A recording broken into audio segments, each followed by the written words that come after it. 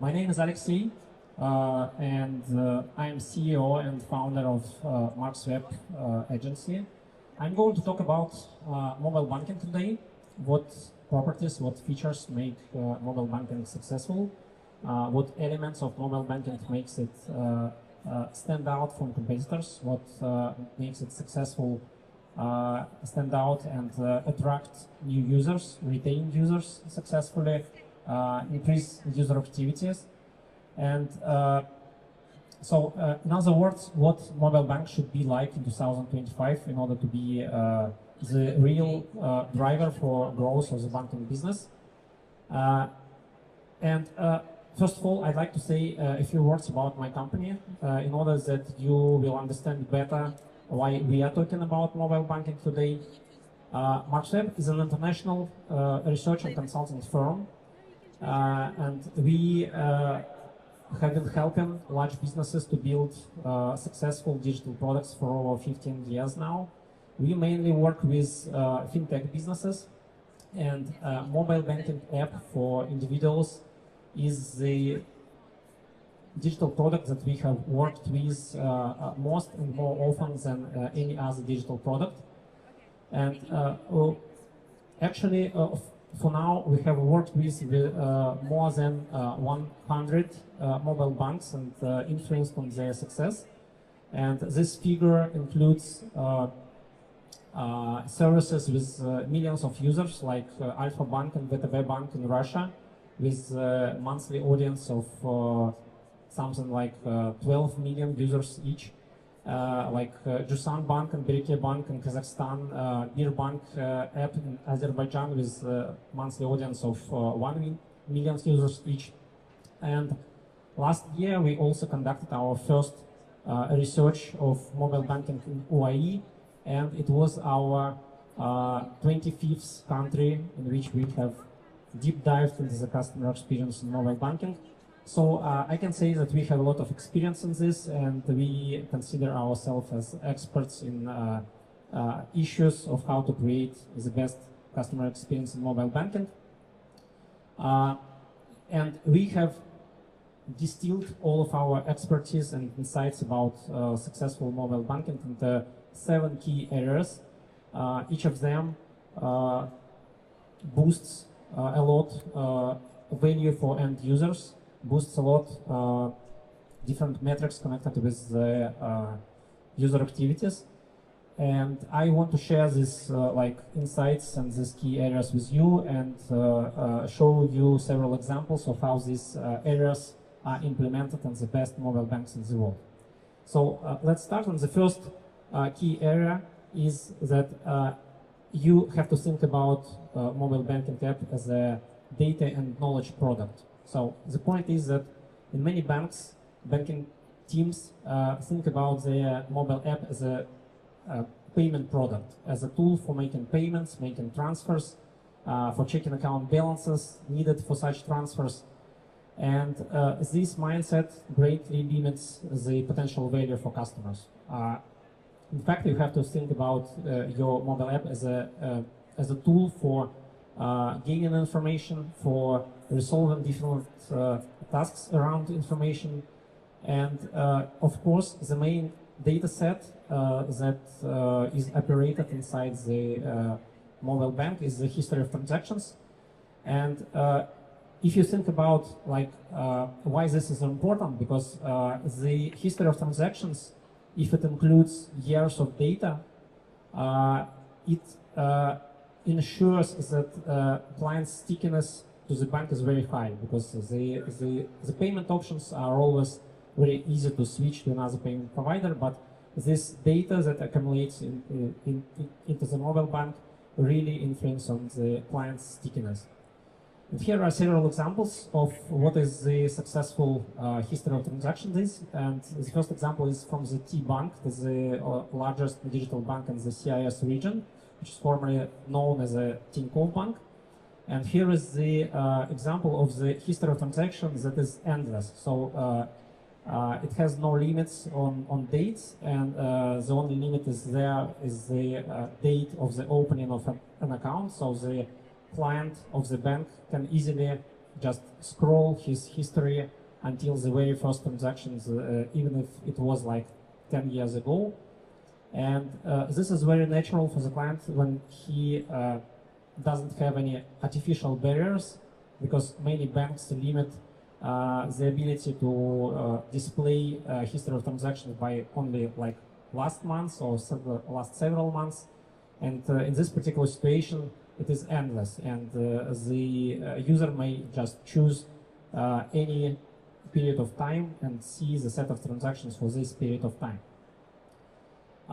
Another example is from the Italian digital bank EasyBank, and this example illustrates the idea that the data that is stored in the mobile bank not necessarily originate from the bank itself. Like sometimes users want to store some like comments connected with the transaction, like some receipt they have received from the purchase, or they can just store some photo connected with the transaction in order not to forget what this transaction was about. And well, actually, this feature to add some additional information to the history of transactions is very common in digital banks, but this particular example stands out because in the EasyBank it is possible to add like everything at once. You can add like notes, memos, like comments, photos, and even text. And this solution creates like not history of transaction, but a real financial diary for the client. And this bunch of information sticks client to the bank even more than just ordinary history of transaction. Another example, again from the T-Bank. So of course, all of this infinite history and all of this additional data attached to the history has no value if the client is not able to navigate effectively through this history, and if he is not able to like filter it, to analyze it, and all of these instruments, all of these tools are well implemented in T-Bank here. The client is able to search through the history of transactions like in the Google by text or by amount of transactions, and the client is able to choose any period of time and see distribution of the transactions inside this period by categories, can deep dive into one category, can filter by category. So, and this works very smoothly, so the client is not needed to wait anything, all works in real time, and it is a very natural way to consume all of this financial data inside the mobile bank when you don't need like to upload anything, wait anything, and so on. And if we dream a little bit about like nearest future, we can imagine solutions like when I'm able to send to my mobile banking app random questions about finance, like for example, how much money I need for my next trip to Dubai, and the mobile banking app will generate an answer based on my history of transactions and about based on the whole bunch of data that is available inside the mobile banking app. We have not seen such implementations in real mobile banks yet, but actually I suppose that we soon see such solutions for creating new value based on the information that is stored inside mobile banks. Okay, moving on, and the second key area is mobile banking security, which is the cornerstone for the trust of every mobile banking app.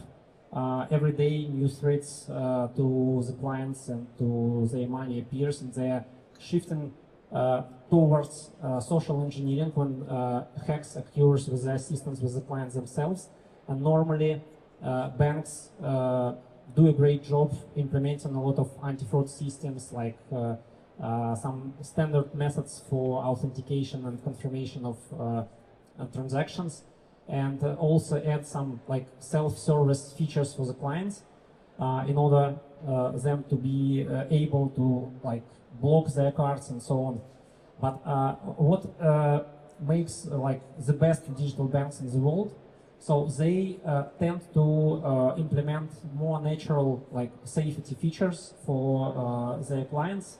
I want to show you several examples of such features. So the first example here is from Monzo. It is one of the biggest digital banks in the UK, and they have implemented the feature of trusted locations for secure payments.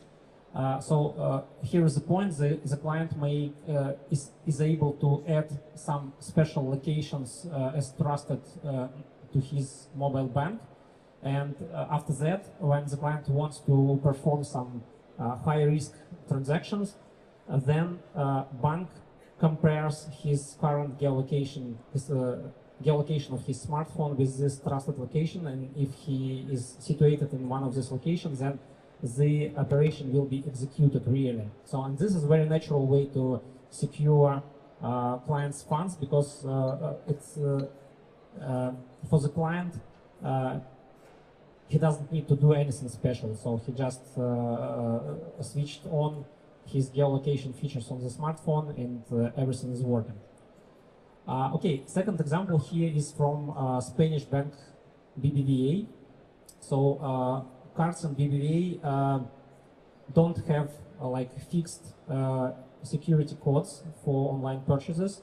All of these codes are dynamic, and the client needed to log into mobile bank and to check current dynamic CVV code, which is normally valid for like around 10 minutes.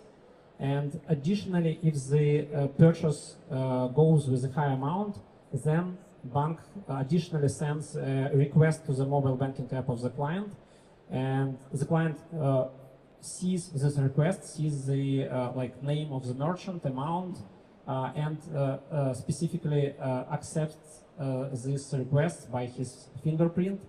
And once again, it is very natural for the client, because he logs in constantly to his mobile bank anyway, and this additional login doesn't cost him much. Okay, I will skip this to keep your time. And another one example here, also from the digital bank Monzo. They also implemented a feature of trusted person for confirmation of transactions. So the point here is that the client may add several contacts through his mobile bank as a trusted ones. And this is very useful, especially for elderly people or very young people who are at high risk of social engineering hacks. So when this client is going to perform some high risk transfer, for example, to unknown recipient, then bank sends a request to one of his trusted persons, and only if the trusted person approves this request, then this particular operation will be executed. Okay, let's move on. And the third key area for developing mobile banking apps is that you have to keep your mobile banking app transparent and simple for your clients in terms of cost of service. So banks in UAE have made a great job offering zero-fee tariffs for their clients, and I suppose many clients here in UAE appreciate it and think that they even don't need to think about cost of service in banks.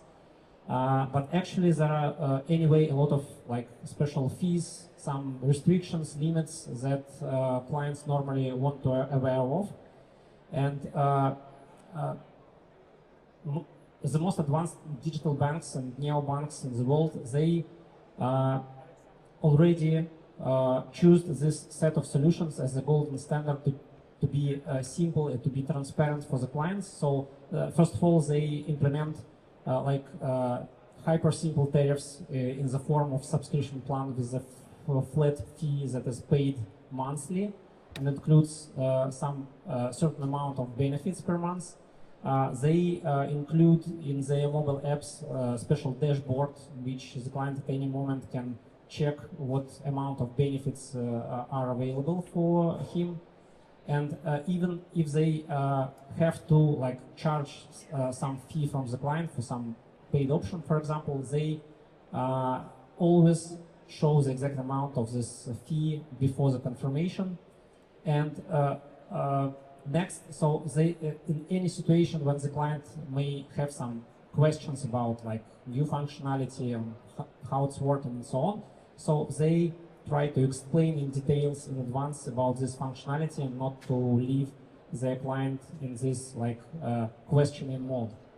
So I will give you several examples here. So the first one is Revolut, well-known European neobank. Revolut has several paid tariffs. So they also have a zero-fee tariff as a basic tariff, but they also have like 4 other subscription plans with the cost of something around from 4 to 50 euros per month. And this is a very good idea to like to give your clients a choice to choose between like zero-fee tariff with a limited amount of benefits and paid tariff with more wider and more valuable amount of benefits. So this is also a part of this transparency concept for banks. Another example here is from another British mobile-only bank, which is called Monese. So in their mobile app, they implemented as like a special screen with a dashboard of all benefits included in the client's subscription plan. So in this dashboard, client at any time can check how many benefits still available for him in the current month. And this is like an element of the client's peace of mind when he is able to, like at any time, can be sure that, okay, there is a place when he can check his tariff and see what benefits are still available. Another example here is from Russian OTP Bank, and here is an example of the international transfer form in which the exact amount of fee for this transfer is displayed right after the client enters the amount of the transfer itself. So normally banks don't do that, especially in OAE. They don't show the exact amount of fee for the transfers at all, or they show this exact amount only on the very last stage of the confirmation process. And this particular example stands out because the client has a convenient interface in which he is able to like enter the amount of transfer and immediately see what the total amount will be charged from his account, and can adjust this amount if he needs to. And the last example here is from the British bank NatWest. So here is a screen which is shown when the client wants to temporarily block his card. And the screen explains the consequences of this operation and explains what types of transactions, what exact type of transactions will be influenced by this operation. So the client will better understand so that the card will be blocking, some particular operations will be blocked, and some will be not. And this is like a classic rule that you, especially for some transactions that performed by the client very rare, and in a situation when the client may like forget some details about this functionality, you need to in advance explain these functions to the client in details. Okay, the fourth key area for mobile banks is the chatbots inside the mobile banks.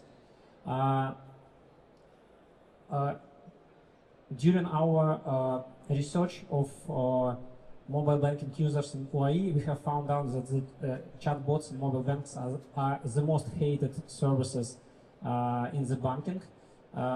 Many clients of different banks note that chatbots are not able to understand correctly their requests. They are not able to provide adequate and useful answers on their requests. But anyway, chatbots still are might be a very powerful tool for both decreasing costs for customer support and increasing customer satisfaction due to the speed of resolving different issues for the customers. And when you develop your chatbot and your mobile banking app, you have to consider that you have to develop 3 different dimensions of the chatbot simultaneously. You have to develop like chatbot skills, like a specific range of requests that chatbot is designed to deal with. You have to develop the ability of chatbot to conduct an effective dialogue, like is it possible for the chatbot to understand correctly requests despite of all these errors like typos and some inaccuracies from the client. And finally, you have to develop like usability of the interface of the chatbot itself. Is it easy to use? Is it easy to like send messages, send some data necessary for process some requests? So I want to show you several examples of what is the like cutting edge of the customer experience in the banking chatbots. Here is an example of chatbot in the mobile banking app of VTB. It is one of the largest banks in Russia. And here, when a client is at the screen of the chatbot, he's able to to go to the profile section of the chatbot. And here, several features that are very familiar to a client, to clients that use like messaging apps like WhatsApp and Telegram are implemented, and the client can easily search through the messages that were previously sent in the chatbot. But by the way, all the messages are saved in the chatbot. They are not deleted after the session ended. So the client may easily find any previous message. And also there is a feature to like filter all these messages in the chatbot by like images, like files, links, and other stuff that was sent to the dialogue previously.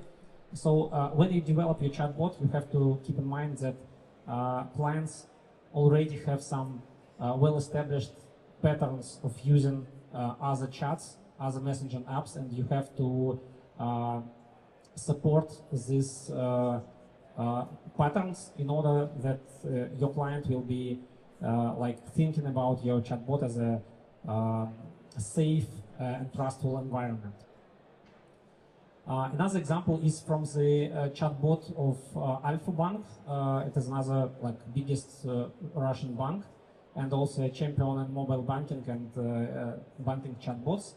So one of the most annoying features in the banking chatbots is the necessity for the clients to repeat the same information again and again. So here is an example.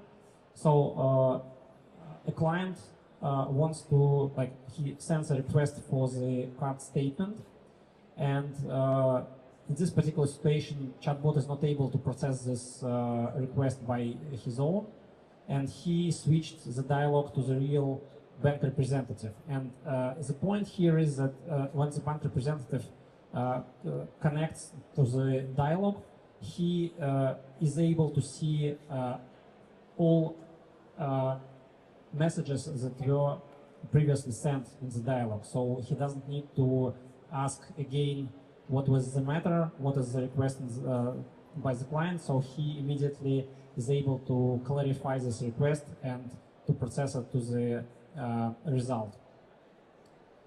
Another example, and again it is from the chatbot in VTB. Here is an example of implementation of special widgets that are used to send some specific data inside the dialog. So sometimes we need to send not like messages, but some specific data. And here is an example that the client requests. So actually, he's not requests. He's trying to complain about some actions by the banking employee in one of the bank branches, and the chatbot correctly understands the request and shows a special widget, a special form for the client to choose the particular banking branch when this situation has happened. And after that, chatbot shows also a client another widget to choose specific date and time in which this situation happened. So this solution significantly simplifies sending some specific data to the dialog, and otherwise clients should be needed to type all of this information by text manually. Okay, I will skip this again. And okay, moving on. And the fifth key area for developing mobile banking apps is client activation. So the client activation is a set of solutions that facilitates transition of the client from the state of when a client just decided to open an account in your bank to a state when he is an active client of your bank. Like he has already a non-zero balance in your bank, he uses your bank as the main one, and he actively pays with your card, right? And the typical problems that we observe when doing different projects around client activation, that in many banks don't have such a concept of client activation at all. So many banks and many banking teams think of client activation as a feature, as a separate feature. So they may add registration feature to the app. They may add a separate account opening feature to the app. And you have to avoid such a mindset of thinking about client activation as a set of features, separate features. And I want to show you several examples of what best mobile banks do in the client activation. So the first example here is from well-known digital bank in UAE, VIO. When we have conducted our research on mobile banking in UAE, we have found out that 9 of 11 biggest mobile banks in UAE separate registration in the app and the application for a new account in the app. So normally, if you are a new client, you have to apply for opening an account first, then you normally wait several business days, and only after that you are able to register in the app like a new customer. And there is a gap between these two parts of the process, and normally these gaps tend to significantly reduce conversion rates of the whole process. And VIO is one of only 2 banks in UAE that have implemented registration and application for a new account as a single process, as a single seamless process, reducing number of steps that is needed to open an account for the client, reducing the time that is needed to open an account, and significantly increasing the customer satisfaction level and this very first stage of interaction between client and the bank. Another example here is from the German neobank Vivid Money. So, and this example is an illustration that if you want to receive some data from the client on the application for a new account, but this data is not mandatory for the account opening process, you have to postpone this action for later. So here we have a screen that is shown to a new client during the account application process. Bank wants customer to send him a taxpayer identification number, but it's not mandatory for the account opening process, so the client is able to skip the screen. But actually, even better solution will be not to show the screen at all in the application process, because even such like simple screen that can be easily skipped by the client, it will take some time by the, from the client, because he needs to read this text, he needs to understand it, he needs to like make decision if he wants to like send this information right now or later. And you have to avoid such situations when you like delay opening the account for your client. And by the rule, if you have some unnecessary data that you want to receive from your client, you postpone it to a stage when the client is ready and he has already opened that account, and he will be happy to like share this data later. And another example here from another bank in UAE, Al Hilal Bank. And this example shows a very clever idea that actually during the account opening process, it is like a good idea to grant access for the clients to the customer support chat. So here in the account opening process, there is like an option for the client to open a chat with the customer support and ask anything if there is any problem. So normally banks don't do that, and they think that okay, account opening process is very easy, and the client at this stage is not really a client yet, and we don't need to spend a lot of resources on him now. But actually, in real life, there are a lot of questions that arise during this process, and especially it is relevant to UAE because there are a lot of expats here. All of them have different situations with documents. All of them have different like backgrounds of using digital services. All of them have like different language skills, right? And many questions may arise during this account opening process, and such a care to a new customer definitely will increase his loyalty and his stickiness to the bank. Okay, and the last example here about client activation process is from the Sense Super App. It is the mobile bank of one of the biggest banks in Ukraine. And here is implemented a feature of training mode. So when a client starts his usage of the mobile bank, he has a lot of like issues to solve, and one of the barriers that he should like pass through is that he don't have any like habits of using this particular mobile bank, and he has to like somehow to understand what features are here, what are they for, how to use it. And in the sense of Super App, they decided to not only explain new features to a new customer, but also they implemented a special test mode. So the client, for example, if he wants to know how to perform transfers, so he may perform transfer in the test mode and not to use their own money and not to risk their own money. So learning by training is always better than just explaining new features.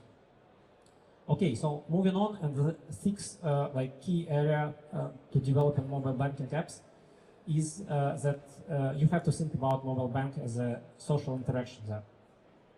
So what's the point? Financial transactions are interactions, and they are often interactions between people.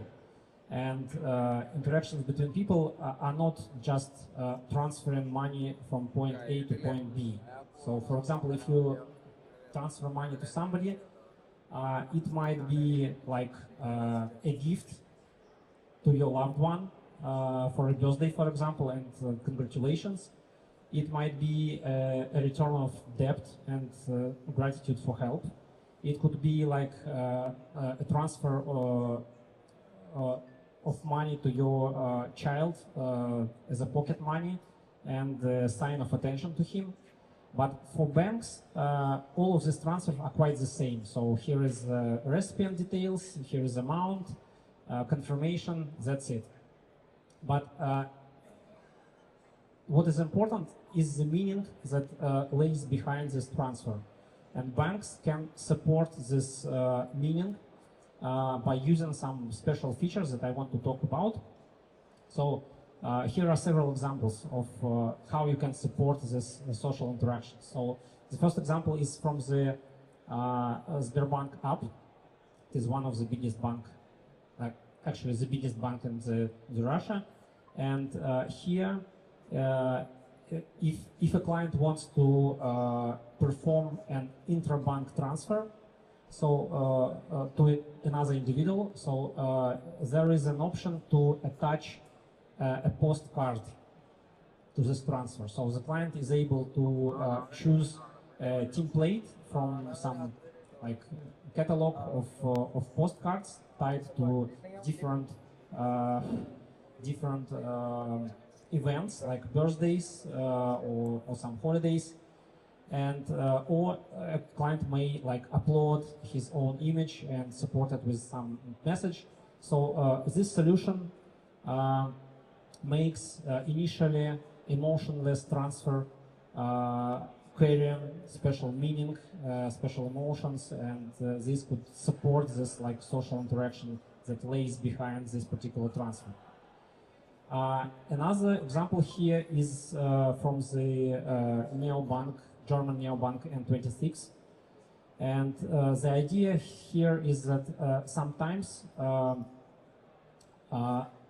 transfers are initiated not by the sender of the money, but by the recipient of the money. And it is more natural for the recipient of the money to create this request of the money, and not by the sender to fill all this like transfer forms to perform such an operation. So here is an example of how this request is implemented. So the client is able to choose contact from his mobile bank. He like enters the amount, enters the message, and just sends this request to another client of the bank, and then this like sender of the money just sees this request and may just approve this request in one tap. And another example here is from the Dutch digital bank Bunk, and it shows even more how deep these social interactions between people might be implemented in the mobile bank. So here is the feature of shared expenses implemented. So imagine that you have a group of people and they are going to have like joint expenses.